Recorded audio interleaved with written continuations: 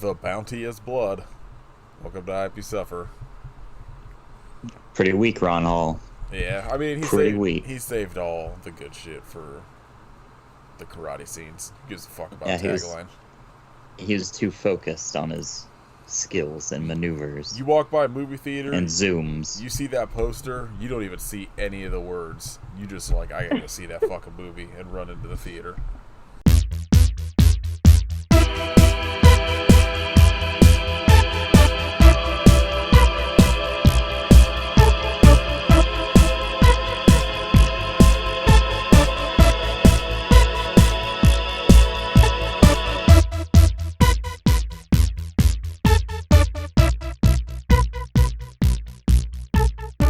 The bounty is blood.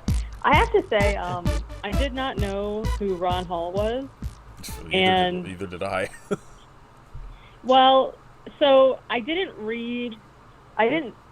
do any research, and the very first line in the bio is martial artist Ron Hall.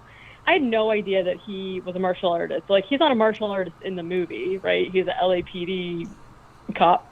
But, like, the first time he starts fighting, I was like, all right, this is about to be ridiculous. And I was, like, taken aback by how actually, like, you can tell everybody in this movie was, like, a martial arts student because they were, like, choreographed.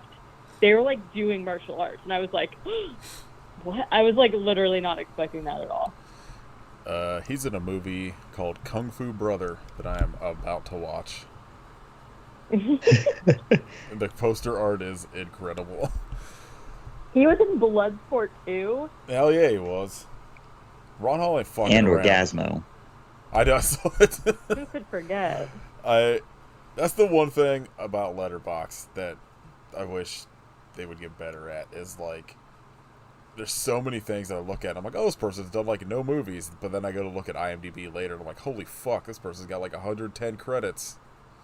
And it'll be like all movies, but it's all shit where like just Letterboxd people have to like submit it or whatever. I think a lot of it is very sort of like Wikipedia-ish, where like it's very like user based, and a lot of the times, like, you know, like this movie, there's a lot of people in this movie. There are a lot of like background actors and shit like that, but like they're in the movie and it's got like 5 people listed in the cast. Yeah. Wow, he wrote for a movie that stars Greg Kinnear. Yeah. Renee Zellweger? John Boyd? What is going on? This movie looks terrible. Yeah. Katie, you didn't give Vampire Assassin a rating. I know. I don't think I have the mental capacity to deal with it right now. 5 stars. It's not hard. Yeah. No. So here's the thing. Hold on. So immediate. No. Hold on. Let's actually do the intro, then you can get into your here's the thing. Okay. This is episode 221 of I Hope You Suffer. My name is Gustav Slovak. I'm 10 seconds of Rudy Ray Moore. The whole budget of this movie went to just get Rudy Ray Moore in there for no reason. a joke. I'm just vampire. The one person that is credited as being a vampire, and she was also in a Cinderella story. I can't believe it. I was a vampire, but no assassin in this movie. Got lied to. Okay. All right. I love. There's a credit for Shadow Warrior 2, but there's not one for Shadow Warrior. Some of these people don't even have, like, it's just like their name, no picture. I'm like, I don't know who you are. Chadwick Pelletier. If you've not put it together, we are talking about perfect movie, 5 stars, Twilight Breaking Dawn, with vampire assassin Ron Hall, and imagine Rudy Ray Moore in a Twilight movie. It'd be fucking incredible. I would love it if he was Edward. Yeah, he's Jacob, obviously. He's more of a werewolf. We were talking about 2005's Vampire Assassin. Baffling movie that I gave 5 stars because it rocks. Very, Shit very slaps. much a dark vampire thriller reminiscent of Blade, like the description says. Yes, very close. Honestly, shot for shot. Have you ever wanted to see Blade with the Seinfeld soundtrack? The soundtrack was so intense. Just Blade with a slap bass soundtrack and Rudy Ray Moore in it who tells one joke. And some pretty good lightning effects, and this movie's for you. Not to mention the best cape ever put to screen. That cape, wow. I need one of them. This movie fucking rocked. Hey, Katie, what was your thought earlier? So, there's no question that this movie visually looks better than Lichen Colony. It's not a hard fucking bar. These are the two movies. These are what I'm gonna. They are not related in any way, shape, or form. But it looks better. Every movie going forward until we get something else somehow of that caliber is compared to Lichen Colony at this point. Right. But this movie somehow made vastly less sense. I could not tell you the context of a single conversation that was had in this movie. It was almost as if you were supposed to have read something in the beginning to understand anything that they were saying. Because even when you're like reading the description that somebody put in IMDb or Letterboxd, I have no idea how this person knows anything about this movie, but they're talking about... Because it was Ron Hall? Well, okay. Having witnessed his father's murder as a young child, didn't know that. He is deathly afraid of blood. How do we know that? We don't know. But when he takes the law into his own hands to catch underworld counterfeiter Gustav Slovak, how do we know he's a counterfeiter? What? Should have paid better attention. He's forced to face his fear. The operation blows up in his face, resulting in a massacre that leaves Derek... Okay, what? None of this stuff happened in the movie. I was at work watching this, just paying as hard attention as I could. And I was, again, like a colony, baffled by every editing choice in this movie. Because it's just like a scene happens, and then all of a sudden you're in another scene. And it's like, at least at the beginning of the movie, it's like every minute, it's just like a scene changes, and you get an exterior shot that zooms in. It'll be like an exterior shot that zooms in on the door, and it's like whoosh, whoosh, each time. And it happens like a PowerPoint presentation sound. It happens so much that I was just like, I don't know what's happening. Scenes keep changing. There's no fucking like explanation about what happened, and like I can't tell what actually happened in the previous scene. Now all of a sudden something else is happening, and it was it's incredible. They also just like introduce new characters, but like they don't introduce them. He just like shows up in a scene with them, and they're talking, and I'm like, who the fuck is that? It rules. It's like every scene connector, they just edited out the entire scene to connect them, that like makes it make sense. So they're just like, I don't know, this movie was 2 hours, we gotta get this down to an hour 27. So I don't know, let's get rid of this fucking bullshit that teacher tells us what's happening from scene to scene, and just let those scenes play. People figure it out. Something about hummus. Oh my god, hummus. You're so beautiful. There's like one scene too where they do a lot of cutaways of like the cityscape, and there's one time where they do a cutaway, but it's like the same scene. So it's like a scene's happening, and then there's a cutaway, and then the scene continues. And I was like, Yeah, that's definitely what happened. Is they had to edit something out. Like they only got enough footage for that scene and like what they showed, and they had to like cut around it, so that was their way of doing it. This movie rules. This is a good pick, Kit. Somehow, yeah, the story makes no sense. Whenever people talk to each other, it's just like absolutely nonsensical. then somehow them adding the fact that everyone's doing like legit martial arts, I was like, I'm confused. Like, I don't know what to rate this because I'm not one of the 2 people on a letterbox that gave this a 5-star. I don't think I can. Nathan is. It, and the 5-star rating doesn't bother me because I could see I could see it. I mean, the thing that's concerning to me is like when people like legit gave this like a 4 stars, because that to me means you think it's actually good. It's not. It's not good, but it's like one of those things that I'm like, I respect it.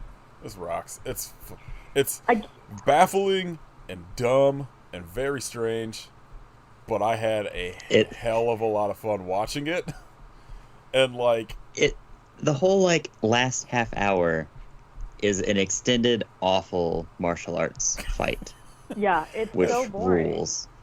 My favorite thing is like all like you could tell like he can legitimately do like martial arts. Yeah. But it's like one of those things where it seems like all of the people around him couldn't. And so there's like a fight scene kind of like towards the beginning of the movie, maybe like 10 minutes in.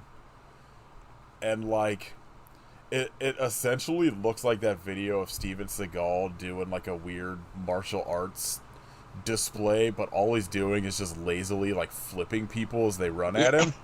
And that's all it reminded me of, and I was like, I could tell this dude like knows what he's doing, but either they did not really have time or like means to actually set up like a cool fight scene, or like none of the people with Ron in these scenes like could pull it off, so it just kind of looks wild. Well, it doesn't help that they kind of do the New York Ninja thing where they like don't do any cuts during the fights, so it's just one flat camera angle, so you can very clearly tell that they are like missing each other by inches with all of their moves. Yeah. And it's just like they're moving very slow. It's like, oh, come on. They don't try and like hide any of it behind camera angles or make it look like it has any impact. It's just kind of some dudes out moving at each other. My other thing is that like they obviously did, like voiceover for the audio. And oh my god, for the like reporter lady is insane. It rules. And it's like, I feel like when you physically, okay, no offense to martial arts master Ron Hall, because I think his moves are pretty sick. He doesn't seem to really emote when he acts. Like his face is pretty emotionless. Oh. But I feel like the reporter, like, to look at her, she looks like she's acting, if that makes sense. But then her voiceover is so monotone. She's like, Officer Washington of the LAPD Special Unit, can I ask you a question? And I'm like, girl. Yeah, she like when she's first, like she knocks on the door to be like that her opening the scene she like shows up in, and she's talking to that guy. I'm like, there's blatantly someone in this door holding cue cards for her. I mean, I don't think there were, because like I specifically looked at her eyes to see if they were doing that like back and forth like reading thing, but like that's what it felt like. It felt like she like was straight up just reading from the script. Yeah, because I think it's her voiceover, so she like literally is, and instead of doing voice acting, she's just reading. The thing about this movie that like, no, it's not good.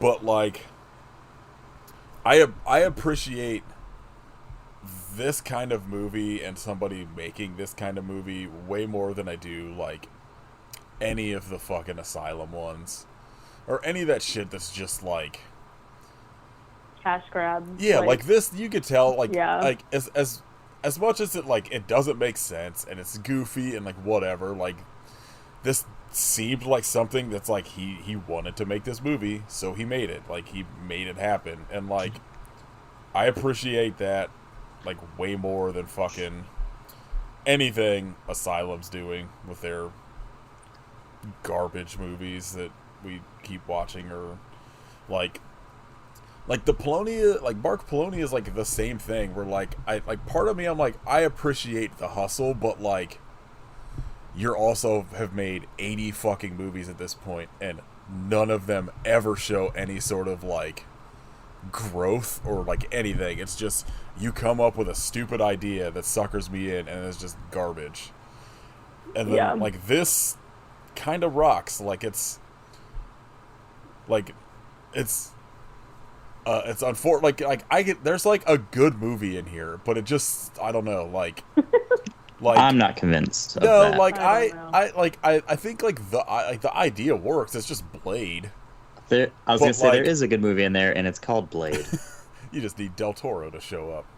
No, like I feel I don't know. I think, well, like, because I know Ron's gonna listen to this. I'm sure he's got a Google search alert. I love you. Don't get mad when we make fun of your movie and karate chop us and stuff, because I am afraid of you. Please do not destroy me like a vampire. Do not assassinate me. It's just one of those movies where like you feel the budgetary constraints watching it, because it is like things where just there's so many scenes that happen that you just feel like, why, like something's missing here, and it just feels like there are a lot of scenes that happen. That is definitely true. That much is true.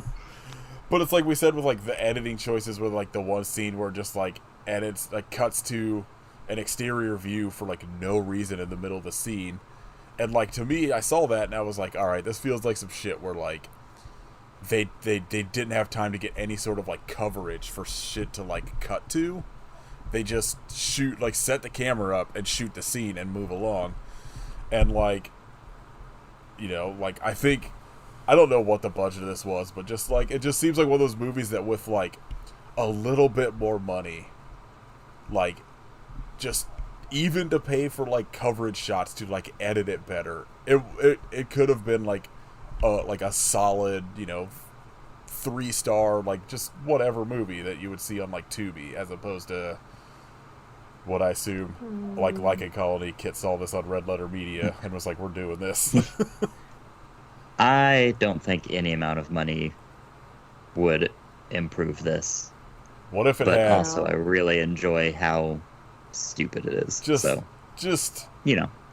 one thing I will say that this does better than Blade is incredibly sick, like, Windows 95 lightning effects every time a vampire is killed.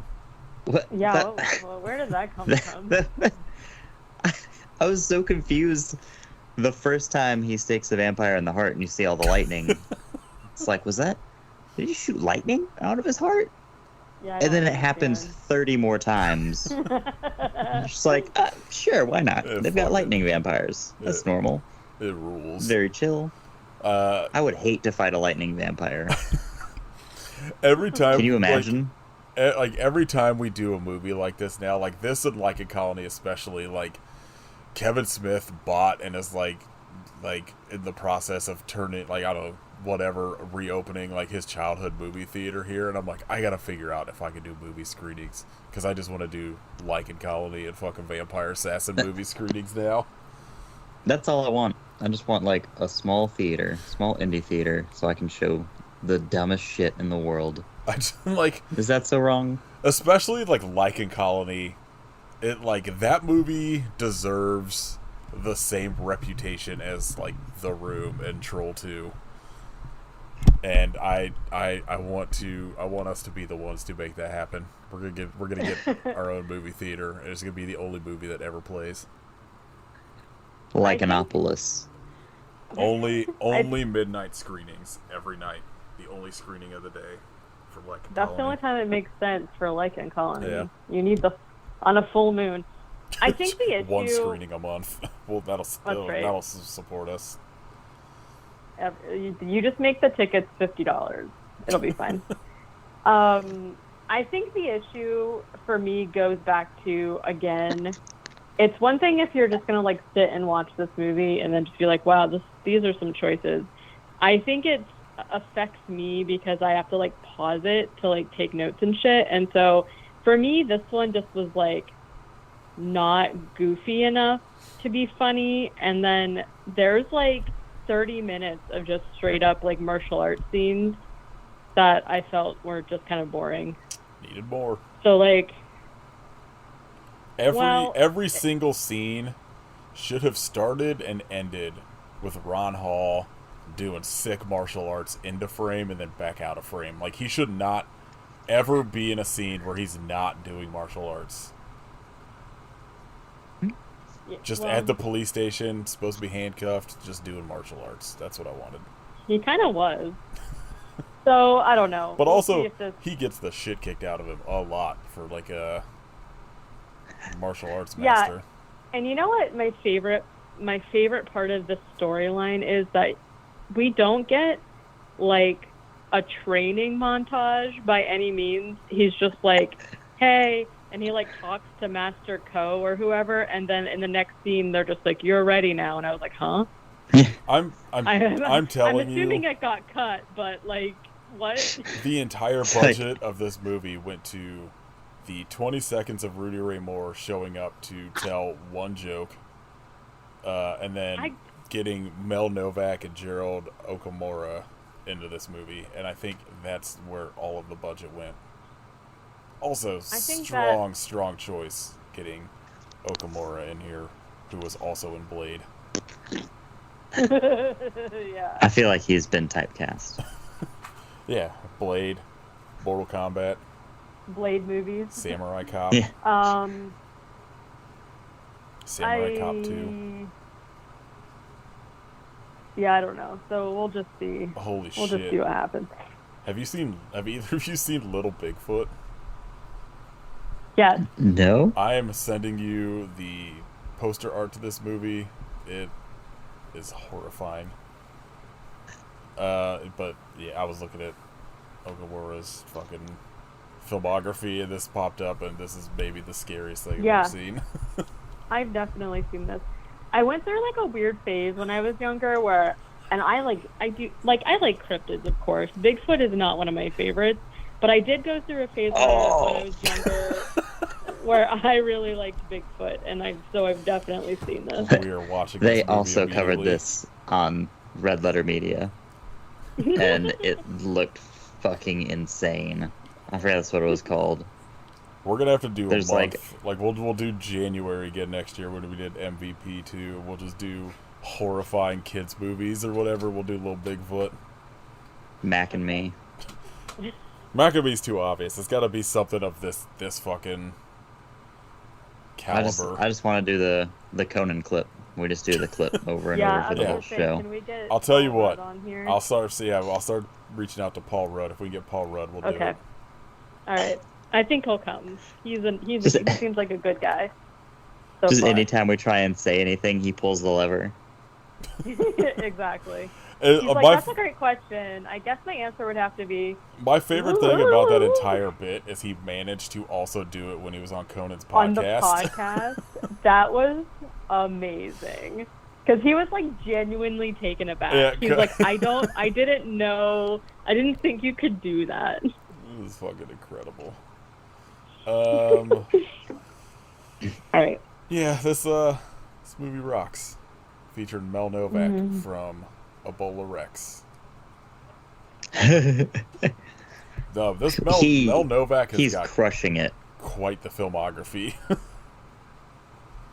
The Vampire Assassin, Robo Woman, Apex Predator, Checkpoint with what looks like to be Goldberg, maybe. Sure, why not? Yep, Bill Goldberg and Kane Hodder and Fred Williamson in this movie. This looks like dog shit. I'm watching all this dude's movies immediately. He's in Nemesis 5, the new model. I did not know there are 5? I knew there were 4. I did not know there was a 5th one. I think I've only watched 2. I think I watched the first one after we recorded with Steven Kostansky. And he was like, they're all kind of Nemesis wild. rocks. But holy shit, Zombie 8 Urban Decay. Oh no, this is Dustin Ferguson, the guy that did works with the Polonia Brothers a lot. I'm not watching this.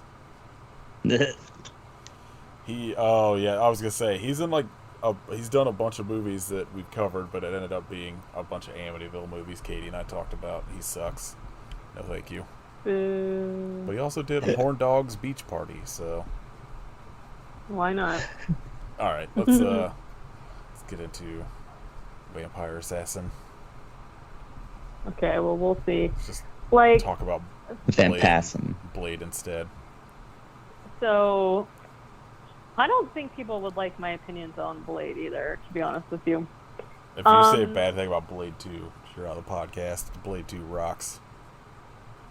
So I don't have a comment because I turned it off halfway and I never finished it, so I don't feel like I can comment on that. Blade 3's got fucking Triple H in it. What are you doing?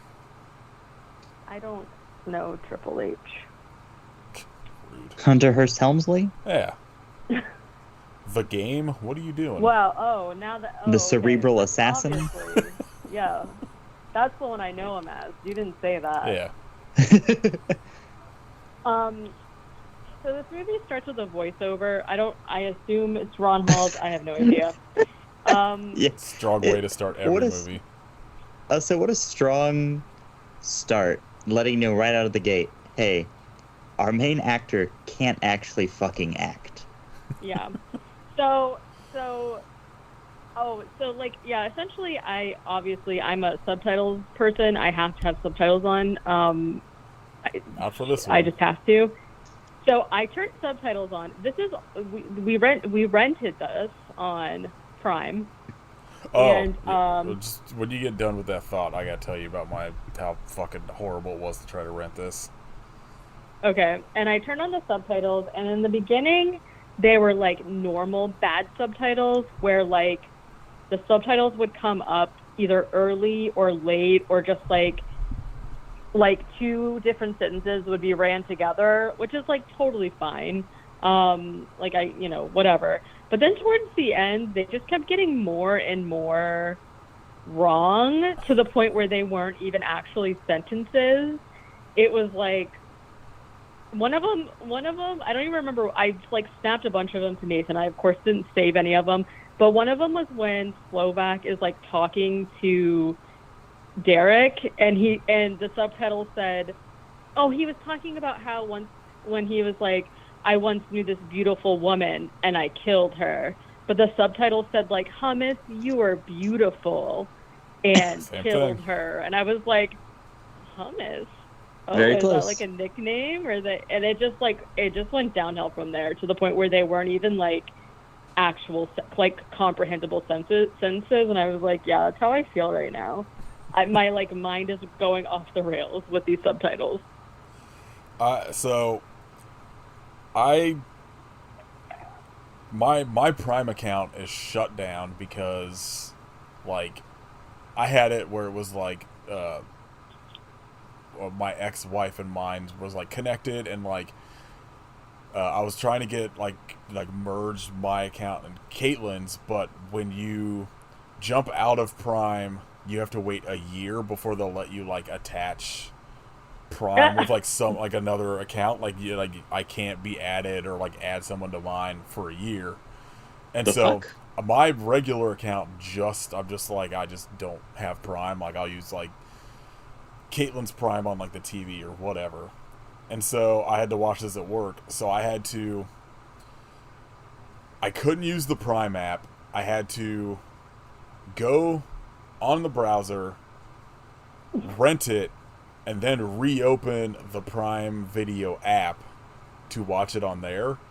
But I had to keep my browser open the whole time. It was a fucking nightmare. There's gotta be an easier way. I'm gonna stop giving Jeff Bezos money. Right, honestly. I had to, no, it doesn't matter. it was not easy for me either, and it was a 99-cent rental, and I was like, all this for a 99-cent movie? Like, can we? Anyway, should have paid more, to be honest. I actually there was like a $1.99 option, and then I saw like standard definition 99 cents, and I was like, I'm not giving this movie $1 more than I have to. I should have paid the $5 to just own it. Same. I was gonna say, I think you could buy it for $5, which I have done when we did What We Do in the Shadows. I couldn't find my copy, and it's gone now. So I'm glad so like renting it was like $4.99, and to buy it was like $8.99, and I was like, I'm just gonna buy it. What? Ron Hall is on Twitter, but his tweets are protected. Should I request to follow him? Ooh. Yeah. Yeah, I'm going to. Fuck it. Okay. So there's voiceover telling a story about.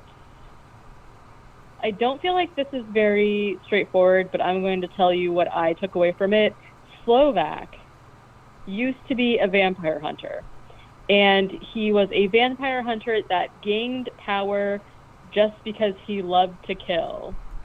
And so we're like seeing this like happening, right? What a fucking perfect like backstory for a bad guy. Yeah. So essentially, it like shows him, and his name was Slovak. So it shows him. It's when so I saw good. the credit and I saw the guy's his last name was actually Novak, I was like, okay. Novak the Slovak. Yeah. And so like they show him like killing vampires. He stabs one of them in the heart, and there's just like lightning everywhere, and I was like, lightning question mark? This is just a thing that happens when vampires die in this universe. Also, They couldn't afford blood. They couldn't get the what do you call them? Little blood packets. Yeah. And also, all of the vampires in this scene have like very long white wigs on for some reason. All of them. Oh shit! The one like lady or whatever that like flips in towards the beginning, and it just like looks like it's gonna fall off. The wig is like flying off. Yeah. And so he's saying background about all this stuff, but like none of it means anything. It doesn't make any. Anyways, basically Slovak ends up staking one of the vampires and then tasting his blood, and so Slovak then turns into a vampire. Then we get the title, which is Vampire Assassin, looking kind of like a really bad Final Fantasy logo with like a dagger behind it and like flames coming in from the outside. The fucking hardest thing I've ever seen. Even in HD, it was very blurry, which is incredible to pull off. It's like pretty much assumed 1 hour. we were in for a fucking very hardcore movie after seeing that. The music, as we said, is also very aggressive. If you like slap bass like Seinfeld, this is your movie, because goddamn, there's a lot of it. So this is when we meet Derek Washington, who I'm just going to call Derek. And I don't know. This is why I'm confused. Let me say what happens in this scene, and then we'll figure it out. There's somebody in a car who is trying to walk in. He's like, "Blue leader, come in! Blue leader, come in!" And nobody's answering. And he's like, "Oh no!"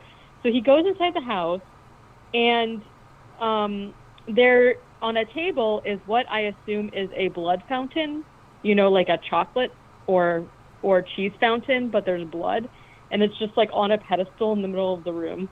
So that's an interesting choice. And so he like checks it, and then there's also blood on the floor. Slovak is there, and he uses his telekinesis powers, which I believe it's the only time he ever uses it, but he uses it to like throw the person back. Then this is where it like cuts away to like a shot of like a busy overpass in a city, and then it like cuts back to the same scene. And we're back inside the house, and now there's cops there, and somebody finds a bloody like women's ring. And so, not a good sign. Is this supposed to be like? Is this scene supposed to be Derek finding out that his parents are murdered? Like, I'm so confused. I don't know if that was him, because I have no idea. It's best Anyway, to that just happened. not think about it and let it wash over you. Because Yeah, otherwise, yeah, we don't know. Like Kid says, So, this is a vibe movie. absolutely. And the vibe is bad martial arts. yeah. So, I don't know. Okay. I broke my Righting Wrongs Blu-ray after I watched this because I was like, nothing's ever gonna get better. So wow. So Derek goes to talk to the police captain and tells him, there's vampires. And the police captain, of course, is just like, okay, no, there's not. I think you need to go on vacation. Otherwise, I'm going to, he's like going to force him to go on vacation because he thinks the job's getting to him. how are we still doing this fucking trope in the 2020s of person discovers there's vampires or some shit and no one believes them? Well, this is 2005, so... I said 2000s. I thought you said... Oh, okay. I thought you said 2022, and I was like, well, they don't know yet. Look, how are we personally still doing this trope in 2022? Oh, I don't... I mean, I don't know.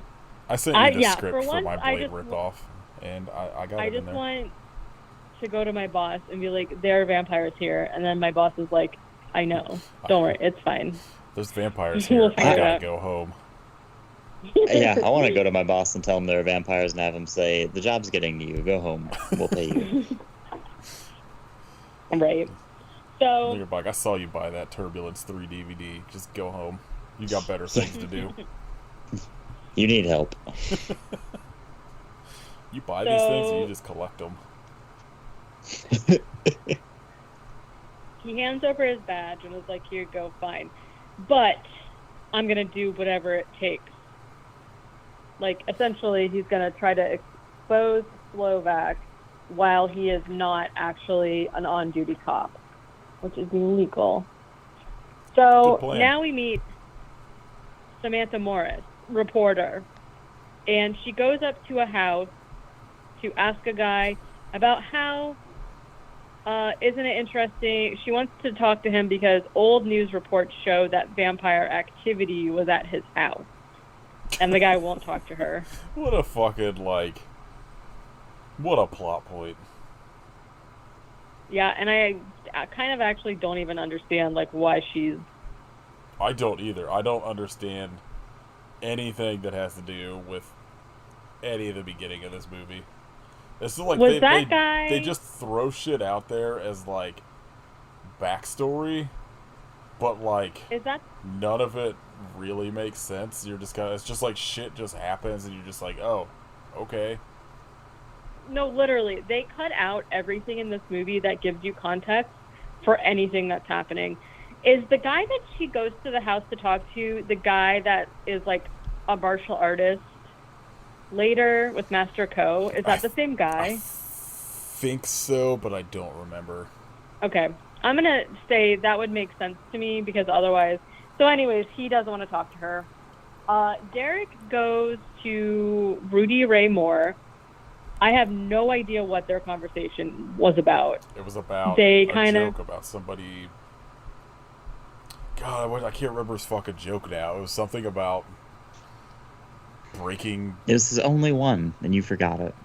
Well, again, I watched this at work, and then the rest of the movie happened, and completely every fucking scene happened that baffled my mind, and how am I supposed to remember Rudy Ray Moore made a joke when it's in the first 3 minutes of the movie, and then there's an hour and 24 minutes of martial arts? Yeah, I just very honestly could not follow what they were even talking about. I think he's supposed to be his dad. But he specifically says he's not. So I think he's just a mentor. It's strong choice. Anyway, yeah, I have no idea. But essentially, Derek is just like, you know me, I'm gonna do what I'm gonna do, and he's like, yeah, you know me, you better do it or something. So they whatever. Just pooping. You know how I be. So, okay, so this is where I guess we're supposed to infer that Slovak is a underworld counterfeiter or something, because he meets up with some guys in a warehouse, and says some very vague things about business. And Slovak and the guy are both mad at each other because the guy wants more of a cut of something. And and Slovak is just like, no. And throws his cape on the guy. And then the guy disappears, maybe? I'm not really sure. Then he threatens another guy, and then he turns into a bat and flies around a little bit. Very, very real-looking bat. Yeah. Then the goons fire at him with a gun, but he's a person again, and he just deflects all of the bullets using his cape. So there's this beautiful like swooshing, like whenever you're doing a jump rope and you've got the double jump rope, so it's two people holding it, kind of. Yeah. It's exactly like that, but with a cape, deflecting bullets. But with a velvety and cape. it's art. It's beautiful. I'm also not really sure why he needs to deflect the bullets, because later he just stands there and takes bullets and it's fine. So I don't know. He's got a flair for the dramatic, I guess. Yeah, he wanted to show off. Yeah, I mean, he's like, "Hey guys, check out my new cape." Yeah, he was in color guard. He just needs to show it off now. So, okay, this is when Sam, the reporter, catches up to Derek on the street, and that's where she goes, Officer Washington, Officer Washington, Officer Derek Washington of the LAPD Special Division. Like, she literally she's running up to him on the street, and that's like how she delivers her line. And I was like, okay. So she asks to speak with him, but then all they do is go to a cafe or restaurant outside and kind of like, she was like, how did you become a cop? And he goes, that's a story for another time. But then goes on to basically just say that he grew up on the streets and somebody who I assume is Rudy Ray Moore took him in. And so that's why he wanted to be a cop, which is just the story. And then he's like, what about you? And then she goes on a really long monologue about how her family was into politics or something and she was the rebel. And then she went on a vacation abroad and decided that she wanted to be a reporter or something. That's how it happens. And then he says, and she's like, why are you looking at me like that? And he says, you remind me of someone I used to care for deeply. That is literally never elaborated on. We have no context for why he said that. He doesn't have any kind of partner in the past or in the future. I want to know, because that's a really specific thing to say. Look, for you to not give us the dirt. I know everybody likes to shit on this movie, but I think Ron Hall was just setting up for prequels and sequels, and then just didn't get the opportunity. I think this is all of this would make sense if we got the trilogy we deserved. Well, as we find out at the end, spoiler alerts, everyone, this is really just the prequel to Blade. Yeah. I mean, yeah. I was gonna say earlier, this is like Blade. This is like Blade, but before he was Blade. So if you're wondering if that hole is missing before, in your it's been a minute since I've watched the actual Blade movies. I'm pretty sure, if I remember correctly in the comics, Blade is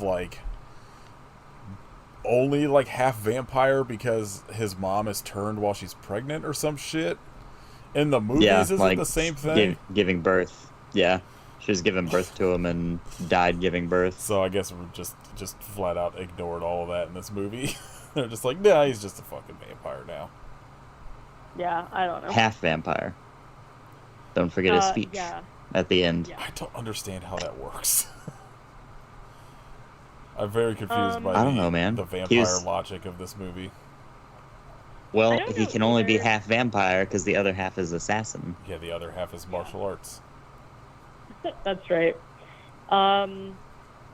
So, okay. Now back at Slovak's house, he is playing the piano, and then he stands up immediately and starts aggressively talking to some guys. Again, I have no idea what they're talking about. One of the guys begs for forgiveness, and then Slovak says, "I never want to see you again in the eternal night call." The eternal call night. I don't know what that means, but the guy's like, okay, and he, like, runs out of the house. Then some zombie Bane-type guy shows up and, like, gets him. So I don't know what that's about. Weird crossover. Yeah. Then we're introduced to again, no context for who these people are. There's just a bunch of people doing martial arts, and then there's a dude with a chain wallet that's, like, beating everyone up and, like, showing them the ropes. And I assume that they're just like a martial arts street justice club or something, because Derek and Sam show up and ask for their help to stop Slovak. And the leader guy is just like, it's expensive. We're mankind's last hope. And Derek is just like, okay, well, what's the price? And then the guy is like, basically, I don't know why, but they feel like they need, instead of helping defeat this vampire, they need to kill Derek instead. So this guy comes up behind him and, like, chokes him out with a rope. Then they do a bunch of martial arts, wherein Derek gets hit in the head a lot, but he's just totally fine. And then just, like, abruptly, like, walks out the front door, and they shut it behind him, and, like, everyone's cool. I was like, okay. Yeah. Okay, so now Slovak is at the weirdest club I've ever seen. I don't know what's going on there, but he's, like, there. There's, like, people on stage, like... This is the club from playing... Blade, right? The opening of Blade. Yeah. Yeah. Playing instruments, but, like, music isn't really happening, and, like, the singers, I don't know, it's very strange. Anyways, he's there, and Derek, this is so stupid, but one of my favorite parts of this movie is that, like, as we said, they cut out every, like, transitional thing that happens in this movie, but they have to show this clip of Derek and Sam seeing the club, and then there's, like, a long shot of Derek running across the street, like, running across the crosswalk.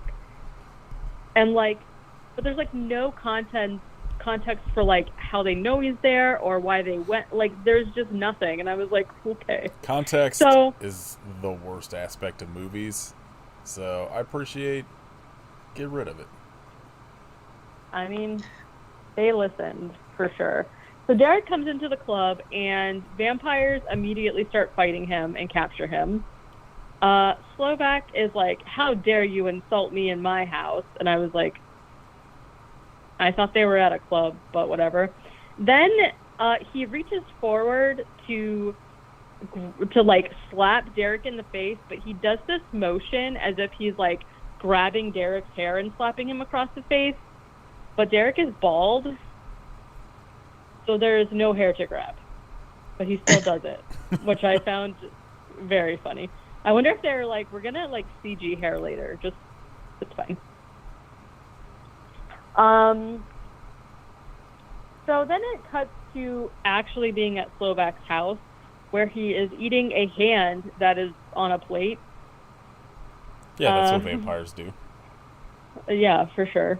And Derek sits down at the table. Slovak tells him a story about how this is the hummus, you are beautiful part, where he basically just tells a story about he once knew this beautiful woman and then he killed her. Like, essentially the story boils down to he killed this beautiful woman and did not care about it. Like, it didn't bother him at all. And so Derek is like, what? And then Slovak throws his cape on Derek's face, and Derek passes out. Then a vampire guy comes in with a bunch of knives and stuff. Derek is chained, literally chained to a table. And the guy talks about how new vampires are a mutated strain of the master vampires, and sometimes they don't get all the master powers. And, like, that's how it is for him. Great. That's not how vampires work. Well, you don't know. And then You ever been a vampire? Yeah, once.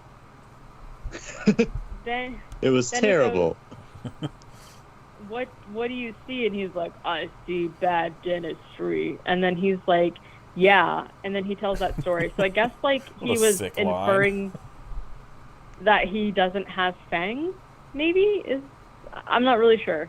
Then some other random guy who we never see again pops up and is just like, oh yeah, this is a tasty morsel. I'm so hungry, or whatever he says. Then the mutant vampire guy talks about how the cops thought he was a serial killer and he's really proud of that. Then Sam and I assume it's the guy from the vampire house in the beginning. I called him martial arts guy. Sam and martial arts guy come in and do martial arts to free Derek from the two vampire guys. Okay, now this is where it cuts to Derek talking to Master Ko, and he says, literally, it cuts to him sitting at a table with Master Ko, and then he says, well, that's my life story, and I've been haunted by dreams ever since. And I was like, what? Perfect comedic timing. Like, we don't know the backstory, and all of a sudden now there's dreams involved that we never see, or I don't know, it's bizarre. And then Master Ko is basically just like, he says a bunch of like stuff that doesn't really make sense, but he's like, the journey's hard, it's gonna be really tough, but like, are you ready for the journey? And then Derek goes, well, I feel like I was born ready. And then Master Ko says, do you know how to die ready? Good question. What? So then Master Ko yells at him for a little bit about like how he's not ready essentially, and he needs more training and this, that, and the other thing. Then, I'm sorry. This is the extensive training he must have done. They're in the living room now, and Derek does some like martial arts moves, just like, just like by himself. And then Master Ko comes in and is just like, oh, very good. Then he turns off the lights, and he's like, how about now? And then we hear a bunch of... And he turns the lights back on, and Derek has been beaten up. But I like the way they portray beaten up is he's just sort of holding his eye and his stomach. He's like, he's like, oh. Then Master Ko takes him to the martial arts library, where he can read books about any martial arts he wants. So, like, that was the training, I guess.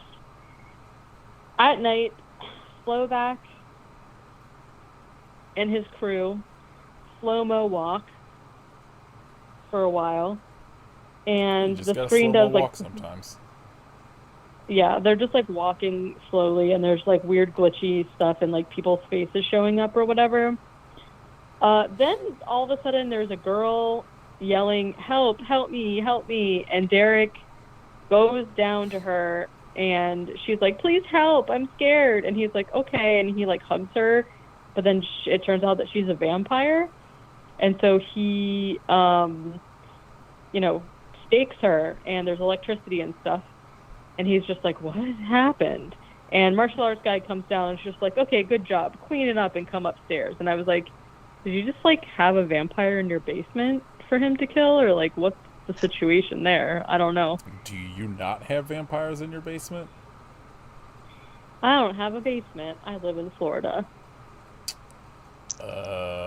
Touche.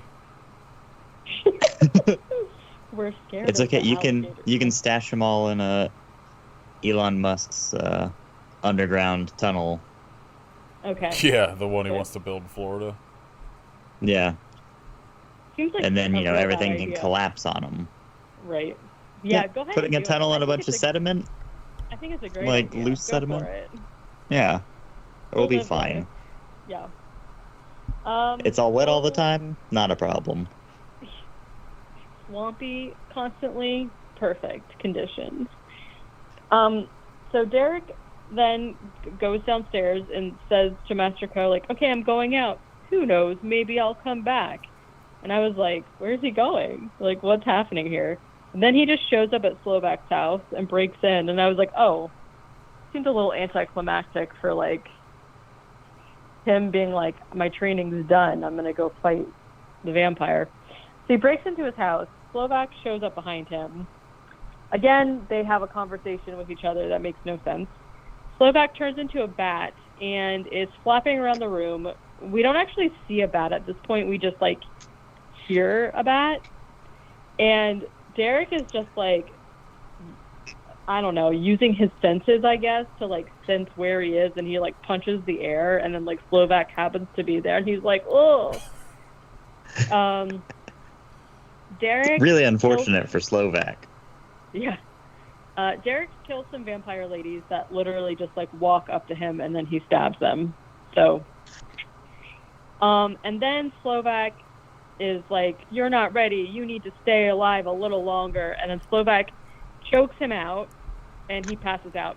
This might be my favorite part of the movie because then Slovak calls the police on him because he says that Derek broke into his house. So the cops come and arrest Derek. And I was like, what a fucking dick. But then in a turn of events that makes no sense to me, Slovak has to go down to the police station to, I guess, like, pick Derek out of a lineup.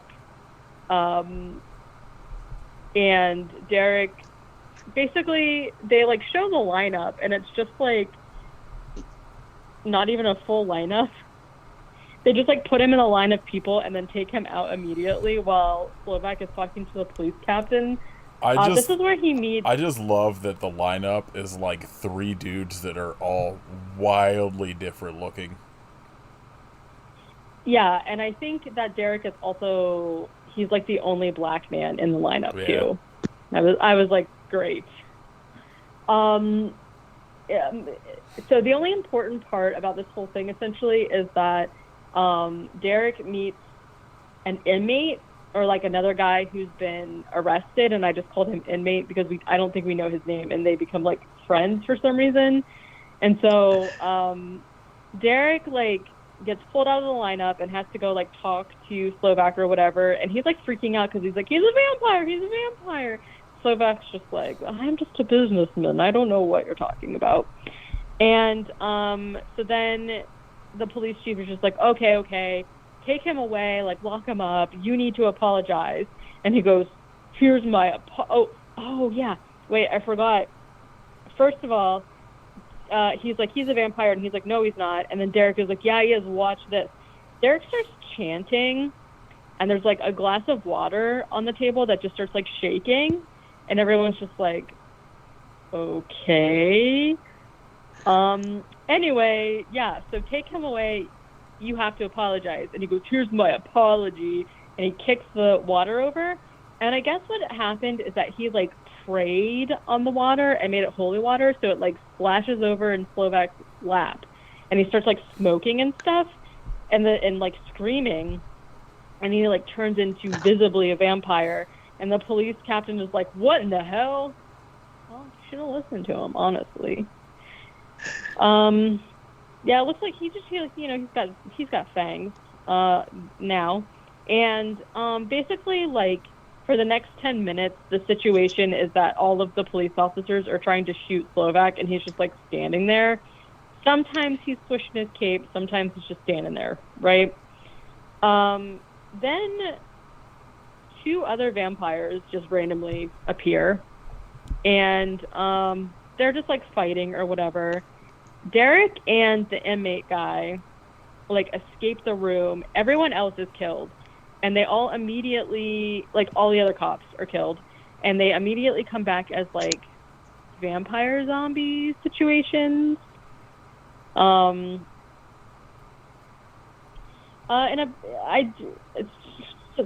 Derek somehow sees his dad.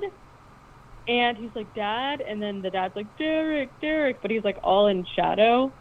And it was actually Slovak, and Slovak bites Derek. Dun, dun.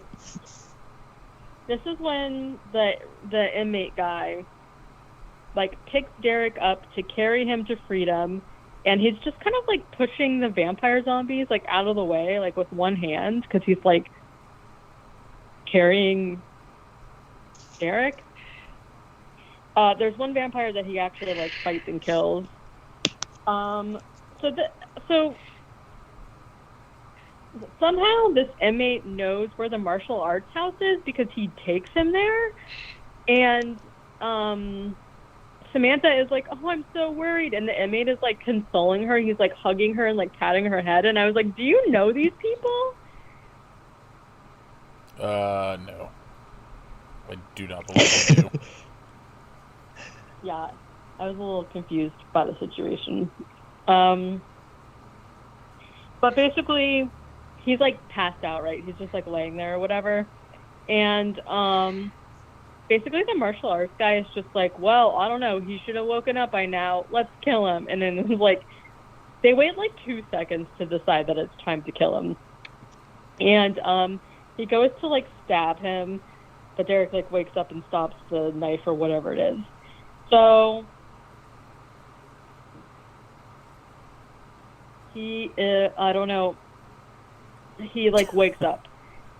Because then it's like Sam goes to Slovak's house, and like I don't know why she went there, and then she's just missing for the rest of the movie until the end. So I don't know why that happened. Yeah, she had stuff to do. Yeah. Some groceries. This is where Master Co gives Derek his like vampire hunting knives or whatever. He's like, these are really sacred, passed down through generations. Here you go, you can have them. So this is when I have no idea where he is, but Derek just like shows up in a trench coat and a crossbow, and he just starts twirling around. He like twirls for quite some time until he eventually throws his jacket off and then just like crossbows a bunch of vampires, and he's like starts killing vampires. Honestly, more movies need crossbows. And twirling Agreed. in trench coats. I get it's fun. It's fun. Slovak is playing the piano again, and he's just like laughing. Then they reveal that the martial arts guy who has been helping them this whole time is actually a vampire that is working for Slovak. Sure. Yeah. Huge plot twist. Yeah. I was very Shocked surprised. me. Pretty on par with Sixth Sense, I would say. Yes. The like street vigilante justice group or whatever show up, and Derek is just like, Sure. yeah, he's just like, oh, good, I thought you were gonna miss the party. Like, oh, we should, join forces because what he wants is for us to destroy each other, and he's just gonna pick up the pieces. And then they're like, I don't think so. They have this sensor that they can scan somebody and tell what percentage of vampire they are. And so they scan Derek, and he's 70% vampire. So they're like, no, that's too much vampire, guy. We're going to kill you. And so they start fighting. Meanwhile, Master Co is also fighting vampires, and then he fights Slovak. So it's going back. This again is like a 10-minute martial arts scene, and it's cutting back and forth between like Derek fighting that group and Master Co fighting Slovak. But there's two completely different tracks of music playing, and it's like a little jarring. Eventually, Derek ends up killing all of the vigilante people, and Slovak ends up biting Master Co. And then Derek shows up at Master Co's house, and he basically is like, the transition's killing me, and he like begs for Derek to kill him. So he does. This might be the most acting of the movie, because Derek like kills him and then goes like, blah! And like screams really loud, and then he goes, Slovak! And it like echoes, and it was just like such raw emotion. Yeah, it's pretty emotional. I felt it. I felt it deep inside. Yeah. And then Derek burns his body for whatever reason. Sometimes you Derek just have and the to. inmate. Thought it would look cool. He, of course, I think does some kind of introspection, but I did not write down whatever he said. Derek and his inmate friend are just somewhere now. I'm not really sure. The Bane guy shows up and they fight him. The inmate pulls out some guns and is like shooting at him, but it doesn't really do anything. Derek has like a rope that he lassos around the guy's neck, and then the rope is like electrified, so it like stuns him, and then he shoots him with an arrow. They show a still shot or somebody walking by the inmate's body on the ground, and I'm not sure if he's supposed to be dead because he doesn't come back, but he's also very clearly breathing. Usually a good side they're dead. When they're laying on the ground breathing. Yeah. Yeah. So I'm gonna assume he's dead. Well, if you remember, remind me when we get to what we watched to talk about that exact same thing happening in a movie that I watched. Okay. But I assume he's dead. R.I.P. Derek encounters the police captain, who is also a vampire, and he kills him. There's more fighting. There's this one really baffling scene where this guy is wearing like cap shoes, and they fight, and then Derek ends up beating him by like pulling his shoes off. That would get me. And then more vampires show up, and after he kills the tap shoe guy, there's like still vampires there, but he just like walks away.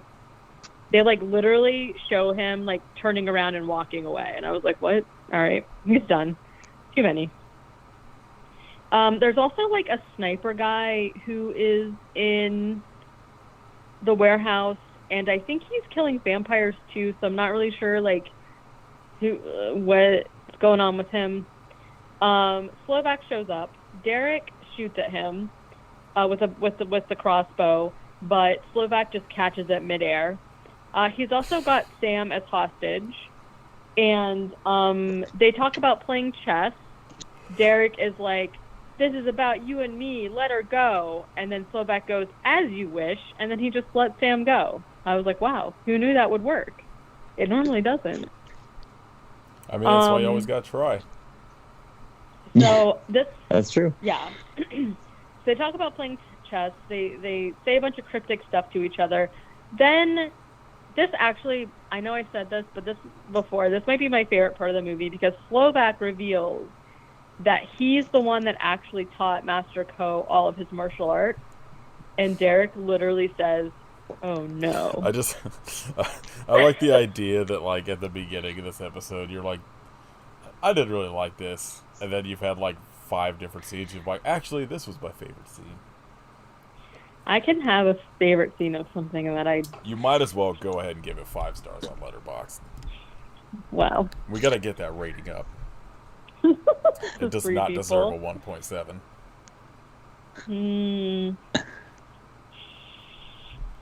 Okay. This is at least a 1.9 minimum.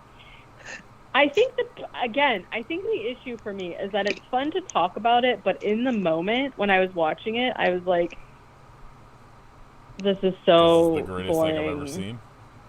No. I think, again, like, this would be a fun movie if you were, like, watching it with people. But clinically, as I take my notes very professionally, it was not fun at the time. I also, like, always try and watch the movie the day of so I remember it better, because I know sometimes you'll watch it, like, 4 days ahead or something. And sometimes I'm just, like, not ready for this at, like, 9:30 in the morning. Like, I'm not ready for shenanigans yet. You know what I mean? I need to start waiting till, like, afternoon, I think is my problem. Okay, we're almost done. So, yeah.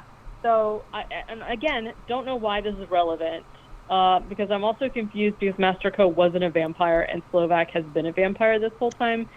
So I don't really know why it matters or why it's connected or whatever. But then they banter for a long time, and Slovak throws his cape. at Derek. Derek's able to just like flick it off at this point. So, yeah, he has grown. But Slovak disappears. Then another guy just randomly shows up, and Derek fights him too. Then we see that Slovak has Sam hooked up to a blood pumping device of some sort. The tubes on the blood pumping device are huge. They're like tubes you would find like in your wall. I don't really understand how it hooks up to her tiny little wrist, but somehow. So yeah, now Derek has to fight martial arts guy who, has revealed that he's actually evil, and they fight, and right before, Derek is able to kill him, and he's basically just like, I wasn't strong enough to go against him, and now you have to be, and he dies to try and make it seem like he is a good guy. I don't know. Derek and Slovak fight again, and, he says a bunch of stuff about, like, faith and stuff like that. I don't know. Derek now reveals that he's got fangs, and he's just like, how about that? And he just like takes a curtain off of a window, and then the daylight comes in through the window and like starts smoking, like, making Slovak really weak and stuff. And then Derek stabs him, and he's just like, Slovak's like, I wouldn't have had the courage to do that. And so Slovak dies, I guess. R.I.P. Pour one out to a king. Yeah, he had a good run. Derek saves Sam, and they're like sitting on opposite sides of a box from each other, and he's just like, don't come near me. I don't want you to see me now, even though he looks exactly the same as he used to. And he's basically just like, you need to let people know that the threat of vampires is real, and I'll do my part on my side. And she's like, I'll miss you. And then they hold hands.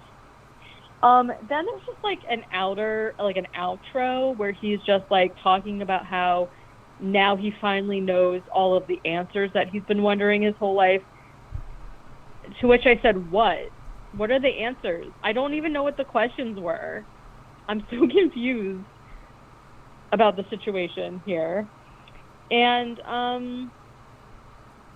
he calls, what's his name? Rudy Ray Moore, and basically is just like, I'm going away for a long time. I might not be back. Thank you for everything you did for me. And he's just kind of like, okay, do you. See you later. Exact dialogue. Like, essentially. He's like, okay, baby, take care. And he's going to go do it. So now there's like an outer monologue where he's basically just talking about how like even though Slovak's dead, there's like a new resurgence of vampire and this, that, and the other thing. And then he's just like, I've become everything I fear. Should have like actually written down what he said because it was really edgy. And he was like, I've become everything I fear. Like, I'm not quite a human, but I'm not wholly, literally, I'm not wholly a monster, but I'm the first vampire assassin. I'm a little confused about the title because it doesn't really have I'm convinced the idea was this was going to be the first of like a series of movies. I'm sure they need to add a prequel. This prequel needs a prequel because I feel we're missing a lot of valuable information. The name Vampire Assassin confuses me though because it's like he's half vampire, half human. And, like, the assassin word does not really seem to correlate to, like, what's going on here. You know what I'm saying? I don't know. Anyways, yeah, vampire vigilante, really. Yeah. Hardly any assassinating. Yeah, I don't know. Anyway. Oh, perfect movie. 10 out of 5 stars. Half a movie. I think this movie was actually 4 hours long, and they cut out so much of it. It's not real. It's like, I don't know. Everybody, go rent this. I want all of a sudden like a weird influx of cash coming to Ron Hall. I mean, if nothing else, his martial arts is on point. I was legit surprised when I saw him bust out the pup, his fist, but I don't know. I would like Vinegar Syndrome or Severin. Just 4K Blu-ray release. Vampire Assassin immediately. I also have started getting. Gave it a 2.5. I'm gonna give it a 1.5. Rude. Got at least give it 2 stars. See if you get that 1.7 rating up. All right, fine. It didn't work. It's still 1.7. The fuck. Boo. Rate it higher. Oh, you know what? I don't think it's registered.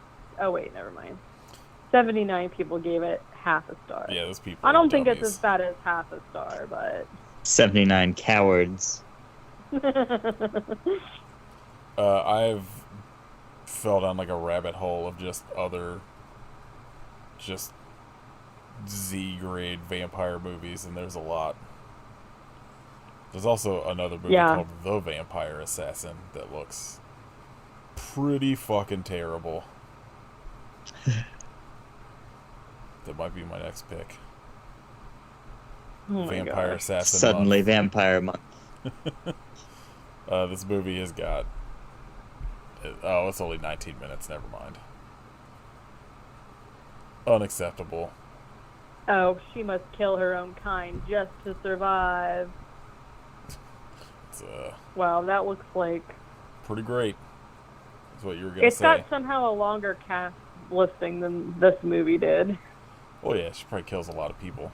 Lumberjack 1 and 2 and video store owner. Video store lumberjack and a video. owner. Yeah, they're literally one of the people's video store vampire. Aww. Yeah, this movie rocks. Everybody go rent it. A+. All right. Any news? I saw that Guillermo del Toro Pinocchio movie is getting released in December on Netflix. Looks I'm interested. something. I'm gonna watch it. I don't really care about Pinocchio, but Del Toro is very cool, and I will watch anything he puts out. I feel like I like when people do twists on like fairy tale type stuff. So I feel like when Pinocchio's already like pretty fucked up, so I can't imagine what else he could be doing to it. Imagine that donkey scene by Del Toro. No. Yeah. Well, sorry. I thought you were talking about a donkey show. Yeah. Imagine Clerks 2. That's what I was gonna say. Like, No. It's just Guillermo Immediately. del Pinocchio Toro's donkey show. Clerks 2. Literally. Yeah, that's probably what's gonna happen.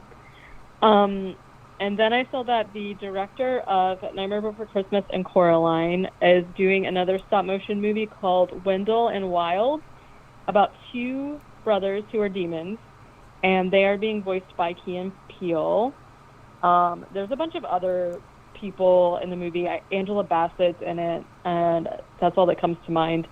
But that's going to be released also on Netflix October 28th, and I'm super excited for that because I love stop motion. And I think it seems fun that Key and Peele are involved in it.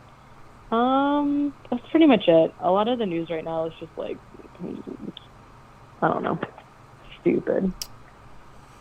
Yeah. Boring. News is bad.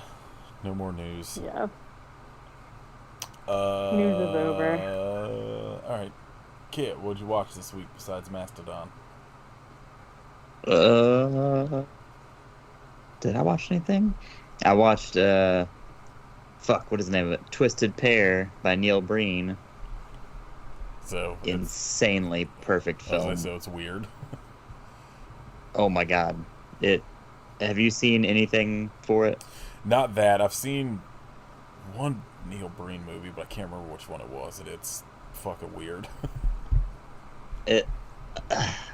My mind was melting the entire hour and a half. He's like one of those directors that I'm like, I wish I could remember what movie it was. That was just like, yeah, I get it. I don't think I need to continue down this path. I'm going to. brothers' I'm all names in. are Cade and Kale. You should look at the pictures of them because he has this Oh, I see fantastic, very wet-looking mustache and beard combo. Yeah, I see it. The cover tells me pretty much all I need to know, to be honest. Yeah, I mean, that's fair. That's to give an idea of what the entire movie is like.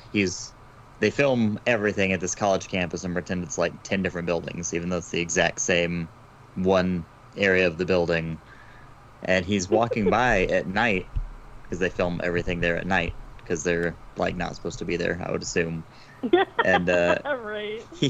he bumps into this woman and knocks all of her papers out of her hands, and she's like, "You fucking idiot! What are you doing?" He's like, "Oh my God, I'm so sorry. Let me take you to dinner, okay? I'm gonna take you to dinner.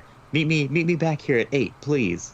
Please, okay, I'll see you here at 8." And she's like, "Get the fuck away from me, you freak." And then the camera just stays in one spot, and he walks out of frame, and then he walks immediately back. And you're just supposed to assume that it's 8 o'clock, and he's like, "Oh, I guess she didn't show." But she's like not an actress. She's like a real lady just on the screen. I would not have been surprised. Wow. It's real garbage, and we may have to do one of those films I was gonna say, here eventually. yeah. But he's such a narcissist lunatic who's all the way up his own ass that his movies are very difficult to get a hold of. I mean, you can buy them digitally, but you can only buy them, I think. I don't think you can even rent them. And I was going to buy a DVD set, but the DVD set for 5 DVDs is like $140 or $150. Yeah, checks out. No, sir. Because he has also included a 5-hour documentary about his career and what it takes to make films. Honestly, might be worth it Perfect. for that alone. Yeah. I'm pretty tempted, to be honest. Especially after finally witnessing one. It's like, all right, well, I just kind of want to see what this dude is like for 5 hours. Yeah, I think that's really all I watched. Highly recommended. Oh, I saw. Watch any Breen. I watched Fateful Findings. Oh, The okay. one I watched, and it's a movie. I don't know that you can honestly call it that. It's got a higher rating than Vampire Assassin. I really want to watch Pass Through because at the end of Pass Through, I guess he takes over a news station for some reason and starts ranting about conspiracy theories. I'm in. All right, Katie, Neil Breen, hero. what'd you watch, Katie? I think I only watched, I rewatched Orphan, and then I watched Orphan First Kill. This is the First Kill. How'd you like First Kill? So, It's always a good start. no, I genuinely was not expecting the twist of the movie, and even when you said, something happens halfway through that just, completely flips the movie, I was like, how possibly? And when it happened, I was like, okay, wasn't expecting that, and, I enjoyed that aspect of it, because it was, kind of brave of them, I feel like, to try and pull that shit, and it worked for me. I think my problem is that so this movie is a prequel, and I was expecting it to be legit a prequel. It's called First Kill, but the movie starts off where she is in Estonia at the asylum or whatever, and she's already killed a family. So I'm like, I thought that this movie was supposed to be the roots of why she started murdering people and doing her whole shtick or whatever, but it wasn't. So that's my main problem with it. Other than that, it was totally fine. I would say it's your fault for expecting something that's true. out of that movie after we saw all of the behind the scenes stuff. where I didn't see any behind the scenes well, stuff. you know, like the picture, like the fact that like the same actress is playing her but younger, like 20 years later, or some shit. I So I good. loved that because it's like very. I thought that they would do, you know, like in It Part Two, where like the kids started going through puberty, and so they had to like do the CG on them or whatever. I thought Awful. for So sure awful. they were gonna do something to her, but they just like don't. And then when you watch Orphan, it's like so funny at the end, like after the reveal, where they're like doing, you know, telling what's her face like um she's actually 40 or whatever. She's like taking her makeup off, and they put like old person makeup, like not even like prosthetics to like make her look wrinkly or whatever. They literally used like eyeshadow to like create wrinkles on her face to make her look really old or whatever, which just watching it now was like ridiculous to watch. Also, honestly, rewatching that movie, I hated the husband so much. I stand by thinking that he's actually the villain of the movie because he was fucking terrible. Of Orphan, the first kills guy was like had no personality. I feel like, but like it was fine. I feel like they needed. I wasn't expecting like after watching the first one and then like revealing that twist like at the time and that being like wow, like I wasn't expecting to be surprised by this movie at all. So it was fine. I'm glad I got to watch it for free. Like I don't feel like it would have been like if I went to the theater, I think I would have been like, well, you know what I mean? But if you yeah. All right, I watched Beware Children at Play, which I had seen in like 20 years, and it's pretty boring, but the last 10 minutes or so is just dudes. They're like this town killing a bunch of evil kids, but then you see all of their supposed dead bodies, and they're all breathing very heavily. Love And it. it rocks. One kid. Kids are just so full of energy, One- even when dead. One kid gets a pitchfork to the neck. It's pretty cool. Wow. That rules. I watched Dangerous Encounters First Kind, which is this really bleak and fucked up Cat 3 movie from Hong Kong that has a real cat death in it that I was No. not thrilled about. But it's outside of that, a pretty sick movie. 5 stars, high recommend. It's on YouTube, you can watch it. It's not great quality, but you want to have a real bad time, go watch that. I then watched The Beast in Heat, which is just this real shitty Oh my god. fucking Nazi exploitation movie that apparently the Beast is just a weird looking hairy dude. And then I rewatched Titan. Still great. Then I watched all the Child's Play movies. And I've been meaning to do that actually. pretty much all bangers.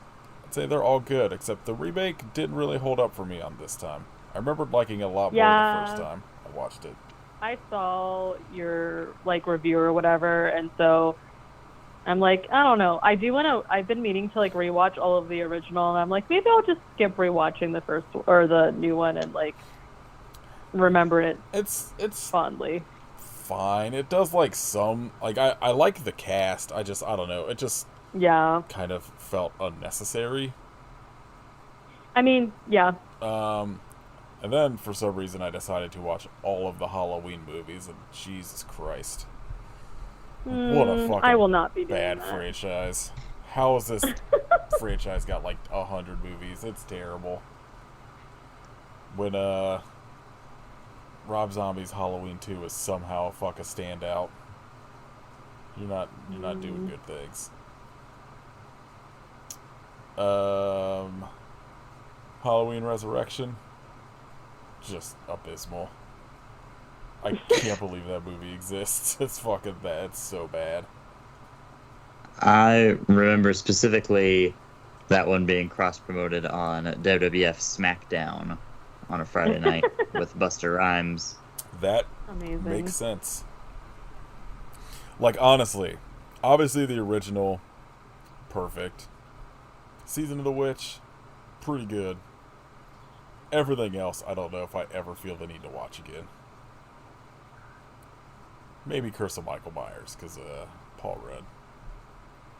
That's about it. And that's, I think, all I watched. Shout-outs, Katie? I'm gonna shout out a game, even though I don't own it yet. But it looks so adorable. It's called The Cult of the Lamb. And yeah. Essentially, you play as this lamb who was going to be sacrificed, but somebody saves you. And then in order to pay them back, you go around and try and get disciples for their cult. And it is so fucking adorable looking, and I want it so bad. I played the demo for it, and the demo was amazing. I'm just waiting until I have spare money to pick it up. Cause I need to get it wonderful. on the Switch, and they don't offer a demo on Switch, so I'm like so depressed. I want it so bad. I want to play that Stray game. Oh, yeah. Stray's also great. But I'm not going to actually do it. I'm just going to walk around as a cat. You don't need to do anything. Yeah, That is the game. The best part. Just catting. Yep, just catting around. Catting around. What about you, Kit? Mastodon. I was gonna think of something else, but I feel like I gotta go with Neil Breen. No, Mastodon. Just say Mastodon. Any Neil Breen. Just say Mastodon. Just yeah, or Mastodon. Mastodon's tour just started. Go see Mastodon in your town. Who are they playing with? So it was an off day from their tour with Ghost, so it was just them and Spirit Box. Are they opening for and Ghost? Spirit Box, yeah. It's a bummer. Wow. It's very weird because it was like 10 years ago I saw Ghost opening for them, and now it's like, oh, Right. okay, it's flipped. It really makes me realize how huge Ghost is now. Oh my god, that's like half my feed every day for some reason is people talking about Ghost, and I was like, remember when you all hated this band? Yeah, honestly.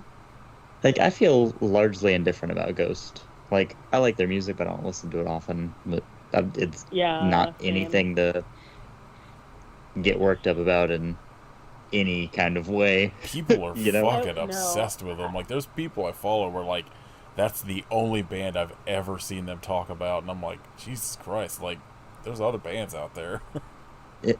It did rule when they made the dildo shaped like the lead singer. Yeah, that's what every band should make as merch.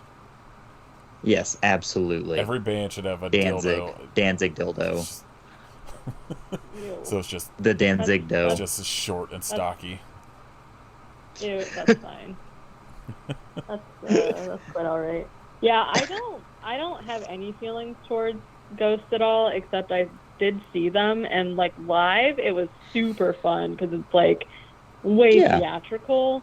But like, I'm not gonna sit down and be like, okay, put it on the out. You know, I don't know. Maybe I should. I don't know. I don't think I've listened to anything they've done past maybe their second full length, which I like those first two full lengths and the covers EP, but I don't know. At that point, I was like, Yeah. all right, I know what the rest is gonna sound like. I'll maybe listen to it at some point, but like it's not like they're doing anything drastically different. Right. Yeah, after the first two, they lost me, and I thought the next couple were hit or miss. But their most recent one was pretty good. I'm sure at some point I'll probably just like listen to all of it. I gotta be in a fucking very specific mindset for that band. You gotta be feeling ghostly. That covers EP is really good though. I like that covers EP. Oh yeah. I'm gonna say go listen to the band Dead Cross. They got a new album coming out, and their old album has a very sick cover of Bela Lugosi's Dead on it. You can go listen to Dave Lombardo play good drums when he's not in the fucking Misfits for some reason. I want to know how much money that dude makes to be the drummer of the Misfits right now, to just go play the most fucking generic ass fucking drum beat for every song. $20. No, that dude's probably making massive bank on like playing 3 Misfit shows a year. Yeah, right. All right, next week, Dylan and I talking about This Is Guar. Then, I think Dr. Giggles after that. I think the week after that is our anniversary episode. Aww. So soon. Yep. Gonna make sure Katie can get her Dr. Giggles impression down in the next 2 weeks. Okay, I'll work on it. Yeah. So yeah, you listen to me and Dylan talk about Guar for a while, and I listened to me talk about seeing them play a haunted house, which was extremely Wow. sick. Yeah. 'Cause you got to watch families come in to just hang out at a haunted house, and there's Guar killing Donald Trump in the middle of Ohio. It was pretty funny. Love it. If you would like to support us, you can join our Patreon at patreon.com/IHopeYouSufferPodcast. You could listen to our upcoming September bonus episode on a bunch of movies with Host in the title. And I am looking forward to watching one of them again. Not... I, for- What did you forget? That we had to do that? I forgot. I just forgot that they were picked. Yeah. Hosts, and the host. Great. The host is gonna rule. This is bound to be not confusing at all. I am debating on if I'm actually gonna watch Host again or not, or if I'm just gonna fucking go off my memory of watching it the one time. Yeah, someone else sign up. Get us we're at like $94, something like that. Let's get that 100. Come on. One more $10 person. You can pick 3 movies for us to watch. Make me watch Host 3 times. Yeah. You can buy merch at our Store Frontier shop. Leave us a rating and review on iTunes and Spotify and all that shit. Tell us if you'd be a good vampire assassin. Tell us about your sweet karate moves. That's what I want to find out. Tell us how good of a martial artist you are in the review. Just leave us a number and I'll figure it out. We'll decipher. Every review is just like 7, 3. Pretty good. Yeah. Good for you. But what they don't know is it's 7 out of 200. Out of 100. Yeah, right. You can follow us on Instagram at I Hope You Suffer Podcast. Follow Kit at Kitrification of Blood and Hidden Kitstery. Follow Katie at Werewolf Face. Go listen to the podcast 8K Movie Club. Go live your best vampire assassin life. Yeah. It's my new this movie's my new life inspiration. I want to be Wow. just whooshing, listening to slap bass, assassinating vampires. Being completely misunderstood Yeah. because no one can follow what you're saying. Yeah. Perfect. Mysterious. What perfect movie. Alright. I hope Ron Hall's having a good day. But why? I'll go with that. Yeah, agreed.